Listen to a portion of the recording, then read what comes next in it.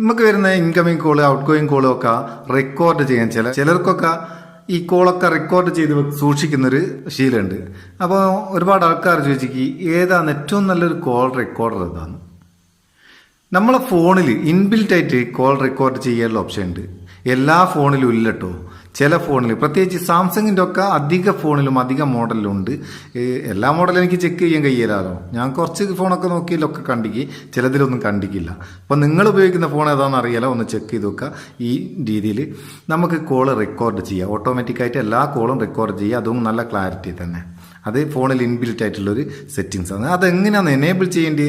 സിമ്പിളായിട്ട് കൈ എനേബിൾ ചെയ്യാൻ നിങ്ങളെ കോൾ ലോഗ് അല്ലെങ്കിൽ കോണ്ടാക്റ്റ് ഓപ്പൺ ചെയ്താൽ മേലെ 3 കുത്ത് കാണും. അതിൽ ചെറുതായിട്ടൊരു കുത്ത് കുത്തിയാൽ സെറ്റിങ്സ് കിട്ടും. സെറ്റിങ്സ് എടുക്കുക.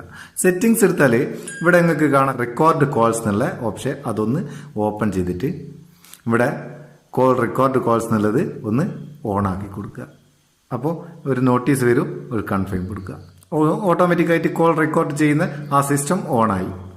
ഇനി നമുക്കിതിൻ്റെ നോട്ടിഫിക്കേഷൻ റെക്കോർഡ് ചെയ്ത് കഴിഞ്ഞിട്ടുള്ള നോട്ടിഫിക്കേഷൻ വേണമെങ്കിൽ മേലെ നോട്ടിഫിക്കേഷൻസ് ഓൺ ആയി കൊടുക്കുക. അത് വേണ്ടെങ്കിൽ ഓൺ ആക്കണ്ട.